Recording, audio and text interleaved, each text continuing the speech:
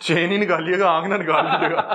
نہیں اللہ تعالیٰ آپ نے ہمت کی ہے، اور یہ مجھے لگتا ہے کہ یہ دیکھیں بالکل یہ کلوز رکھیں جی، آرام سے، بس آپ ایزی باڈی کو ایزی چھوڑیے۔ یہ اقرار بھی آپ نے کیسے کیا؟ یہ سیکھا کہاں سے آپ نے؟ یہ نکلی پیر صاحب یہ دیکھیں ناظرین، یہ پیر سید اقرار الحسن صاحب نے میری آنکھ سے یہ جو ہے چین نکالی ہے۔ کتنی آپ کو تپسیا کرنی پڑی اس کے لیے؟ یہ آپ نے کیسے سیکھا؟ یہ دیکھیں یہ بہت سادہ سا یہ ٹرک تھا۔ اقرار بھائی 23 کے حوالے سے تھوڑا سا بتا دیں کہ دوبارہ اس طرح کی جو کراماتیں ہیں وہ لے کے جا رہے ہیں۔ نہیں ہم 23 کے لیے کچھ اور وہ کیا کہتا ہے منہ سے چھری، تو ہمارا بندہ تو ایسا جو منہ سے تلوار نکال سکتا ہے جی۔ آپ کے اندر جنات نے یہ ڈال دی تھی اور میں نے نکال دی، پیر سید اقرار الحسن نے۔ اسلام کے نام پر یہ سارا فراڈ، میں چھوٹا سا ٹرک ہے اور اتنا بڑا فراڈ ہے کہ یار کوئی ایسی چیز کر لو یار جس کو پکڑنے میں تھوڑا سی مشکل ہو جائے۔ 23 کو انشاءاللہ ہم پوری طاقت اور پوری قوت کے ساتھ متحد ہوں گے، مجتمع ہوں گے وہاں پہ۔ کن کو ساتھ لے کے جا رہے ہیں؟ کوئی ایک آدھ علماء کا ابھی وہ ہم ایک فہرست انشاءاللہ مرتب۔ اقرار بھائی چین ہی نکالیے گا، آنکھ نہ نکال لیجیے گا۔ نہیں اللہ تعالیٰ آپ نے ہمت کی ہے، اور یہ مجھے لگتا ہے کہ یہ دیکھیں بالکل یہ کلوز رکھیں جی، آرام سے، بس آپ ایزی باڈی کو ایزی چھوڑیے۔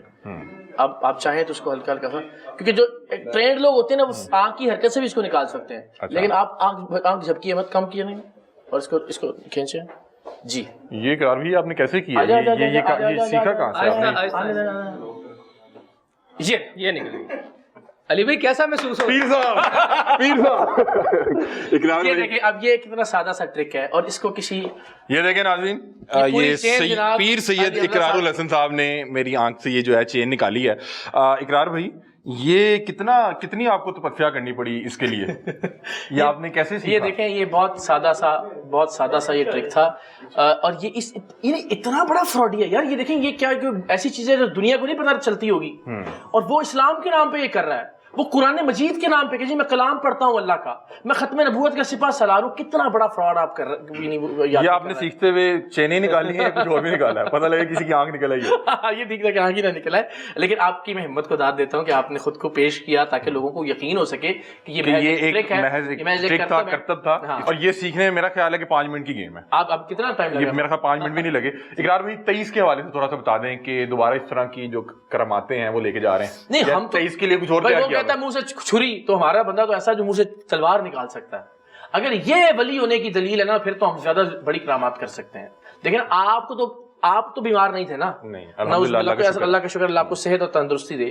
تو آپ کی آنکھ میں سے نکل آئی، میں کہوں جی آپ کے اندر جنات نے یہ ڈال دی تھی اور میں نے نکال دی، پیر سید اقرار الحسن نے۔ اسلام کے نام پر یہ سارا فراڈ، میں چھوٹا سا ٹرک ہے اور اتنا بڑا فراڈ ہے کہ یار کوئی ایسی چیز کر لو یار جس کو پکڑنے میں تھوڑا سی مشکل ہو جائے۔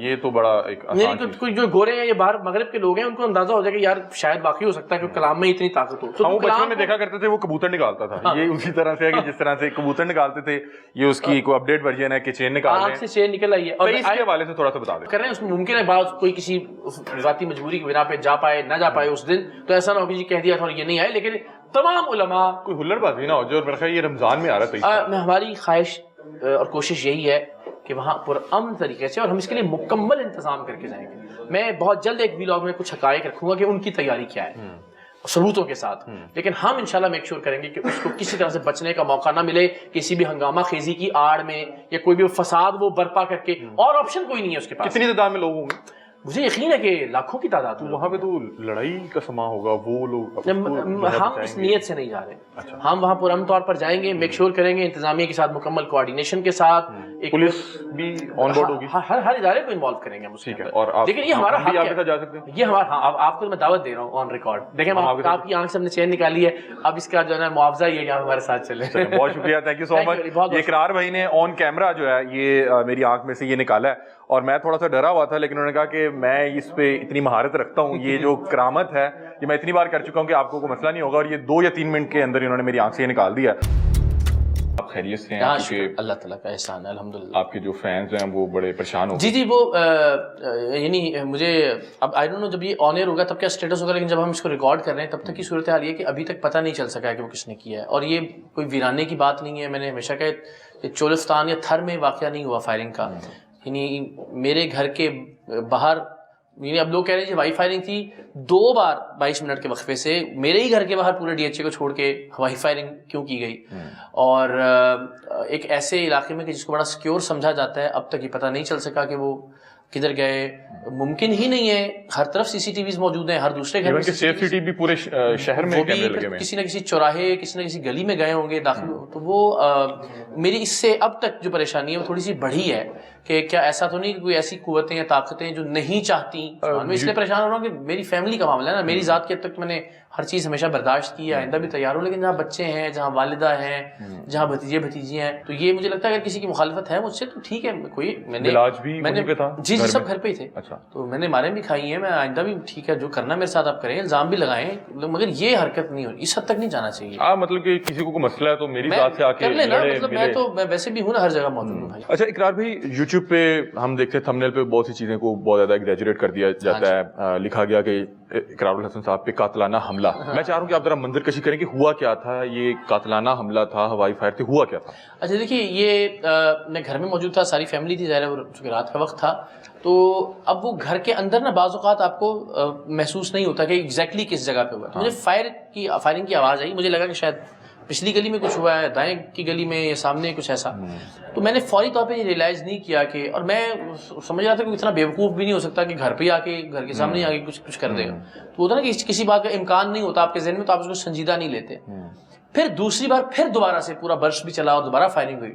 تو پھر چھوٹا بھائی نیچے آیا, میں ذرا اوپر تھا اور سمجھے کہ درمیان کے کمرے میں تھا جہاں اندازہ نہیں ہو پا رہا تھا کہ لیکن وہ ہمارا جو گراؤنڈ فلور ہے اس میں ٹی وی لاؤنج بالکل باہر والی جانب ہے, یعنی صرف اس کے بعد لاؤنج ہے اور باہر کی لان ہے اور پھر باہر کی دیوار ہے. تو اس نے ذرا زیادہ قریب سے اور زور سے محسوس کیا اس فائرنگ کو. تو آیا میرے پاس کہ بھائی یہ دوسری بار ہوا ہے, میں کال کروں 15 پہ.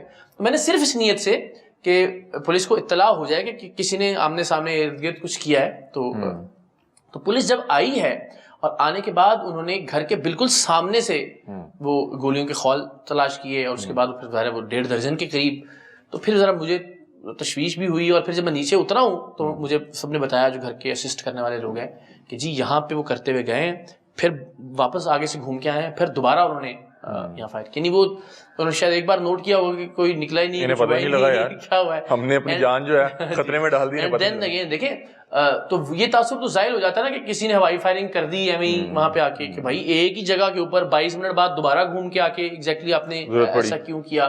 اور پھر پورا اتنے فیزز ہیں پورے DHA کے, وہ چھوڑ کے ایک فیز کی ایک ہی سڑک کے ایک ہی گھر کے باہر ایگزیکٹلی آپ نے ایسا کیوں کیا.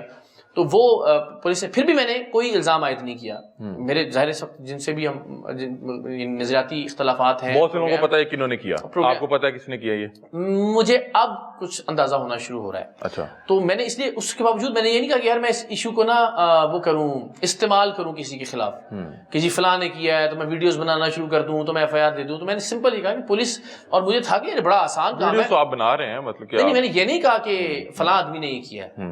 اچھا, جو ایک عام پاکستانی کی رائے ہے, ہاں جی وہ شف پہ, ہاں, اور آپ کی بھی یہی رائے ہے؟ اب میرا خیال ہے کہ یہ اور ان کو جو بڑے طاقتور لوگ جو سپورٹ کر رہے ہیں کیا چاہتے ہیں کہ رک جائیں ہم یہ کام کرنے سے. یہ تو متعدد پلیٹ فارم سے, میرے دوستوں سے, میرے دشمنوں سے, کسی کو پیشکش کر کے, کسی کو آفر دے کے, کوئی دباؤ ڈال کے, کوئی دھمکی دے کے, یہ تو میں اب اتنا برداشت کر چکا ہوں کہ میں تفصیل میں جا بھی نہیں سکتا. تو آپ کیوں باز نہیں آ رہے, مطلب کہ کیا ان سے کوئی پرسنل غرض ہے؟ نہیں قطعاً نہیں, میں تو اس طرح کبھی کسی بھی چیز سے باز نہیں آیا. میں نے تو ایک جو جعلی گھی کی فیکٹری ہے اس کو بند کروانے کے لیے بھی 7 بار ریڈ کیا ہوا ہے, پولیس کے ساتھ, FIA کے ساتھ, اداروں کے ساتھ. تو مجھے تو لگتا ہے میری سرشت میں کوئی ایسی چیز ہے کہ یار پوری ایفرٹ تو کروں کم سے کم اپنی. میں حق خطیب سرکار کی طرف ابھی آتا ہوں. میں پہلے چاہ رہا ہوں کہ میں یہ کہ جب یہ سارا معاملہ ہوا فائرنگ والا, تو گھر میں کیا ماحول تھا اور گھر والوں کی طرف سے کیا اس ٹائم آپ سے گفتگو ہوئی, انہوں نے کس چیز کا اظہار کیا, کیا خطرات تھے؟ اب ہوا یہ نا میرے گھر والے بڑے طاقتور ہو گئے ماشاءاللہ. ظاہر ہے وہ آپ دیکھیں نا, جب یہ ہم گئے بھی تھے خطیب کے پاس تو پورا پاکستان پریشان تھا. گھر والوں نے مجھ سے پوچھا بھی نہیں میسج کر کے. میں سنا ہے کہ آپ بتا کے بھی نہیں گئے تھے. نہیں بتا کے میں اس نیت سے گیا بھی نہیں تھا.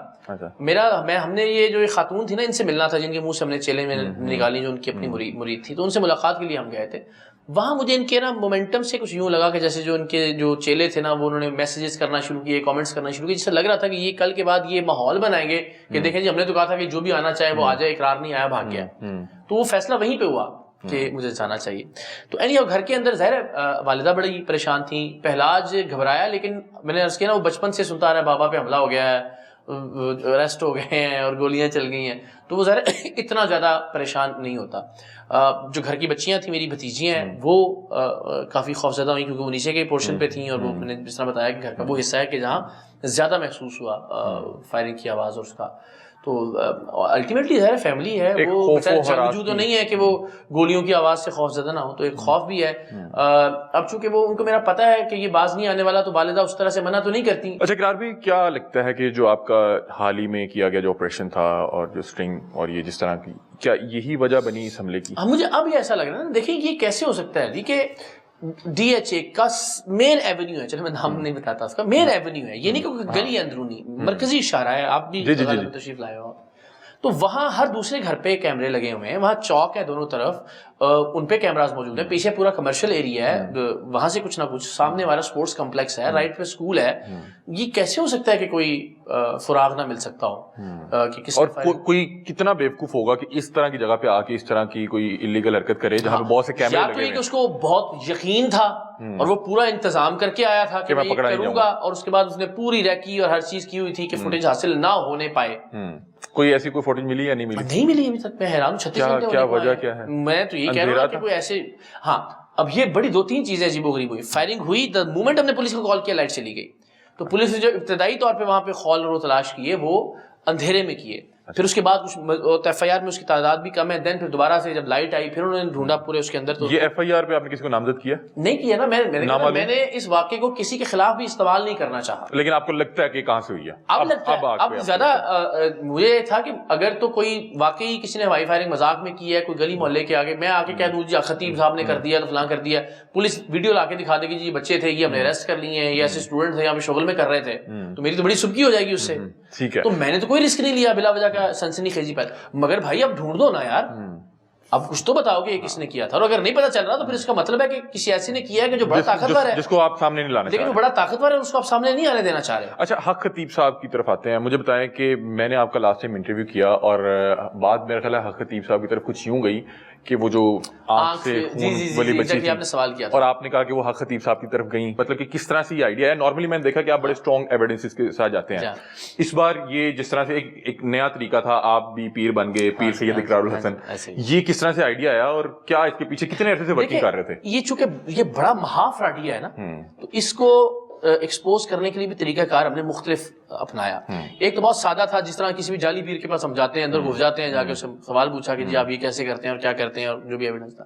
ادھر جانے کا مطلب یہ تھا کہ جیسے اس بار شور شرابہ ہوا تھا جب 14 گئے, تو ویسا ہی شور شرابہ ہونا تھا. ہم اپنے ایویڈنس ثبوت اور وہ رکھ ہی نہ سکتے, اور وہ الزام لگاتے کہ جی دیکھیں انہوں نے توہین کر دی آ کے اور وہ کیا, تو معاملہ دب جاتا. تو پہلے ہم نے اپنا مقدمہ اسٹیبلش کیا, جانے سے پہلے ہم نے چیزیں قوم کے سامنے رکھی, اینڈ دین پھر ہم وہاں پہ گئے اور انشاءاللہ دوبارہ سے جائیں گے. تو وہ اس لیے ذرا مختلف, اور پتہ ہمیں یوں چلا, ویسے تو پتہ ہی تھا کہ فراڈی ہے. آپ نے مجھے تب بتایا تھا کہ میں نے کچھ لوگ چھوڑے ہوئے ہیں لیکن کوئی چیز ہاتھ نہیں آ رہی. وہ جو چھوڑے ہوئے تھے نا وہ مریض تو نہیں ہو گئے؟ وہ نہیں, وہ پہلے سے ان کے مرید تھے. وہ ایک سہیل کریاز صاحب ہیں, وہ 6 سال سے ان کے مرید تھے. وہ ہمیں انہوں نے کہا جی میں حضرت صاحب کے پاس جا رہا ہوں ایک مریض کو لے کے, تو ہم نے کہا یار اس کو کچھ پتہ کر کے چیک کرے نا کہ کیا ہے اس کی حقیقت. تو وہ کہنے لگے کہ جناب میں کرتا ہوں اقرار بھائی, کوئی مسئلہ ہی نہیں ہے. انہوں نے نہیں بتایا کہ میں ان کا مرید ہوں. جب واپس آئے انہوں نے کہا اقرار بھائی وہ تو بہت پہنچے ہوئے ہیں, وہ تو بچہ ٹھیک ہو گیا جس کو میں لے کے گیا تھا. ہم نے کہا یار پتہ نہیں, چلو چھوڑتے ہیں اس معاملے کو. تو وہ تو اصل میں پہلے سے ان کے مرید تھے. خیر ہمیں جہاں سے یہ لگا کہ ہم ان کو پورا ایویڈنس کے ساتھ پکڑ سکتے ہیں, وہ عقیل نومی صاحب ایک پاکستان کے بہت بڑے ایلوژنسٹ, میرے بڑے اچھے دوست بھی ہیں جی, تو وہ یہاں تشریف لائے. تو انہوں نے کہا کہ اقرار بھائی یہ منہ سے چینے میں نکالتا ہے فلاں جو ہے نا, یہ تو بڑا آسانی سے ہو سکتا ہے. That was the moment. Okay thank you very much.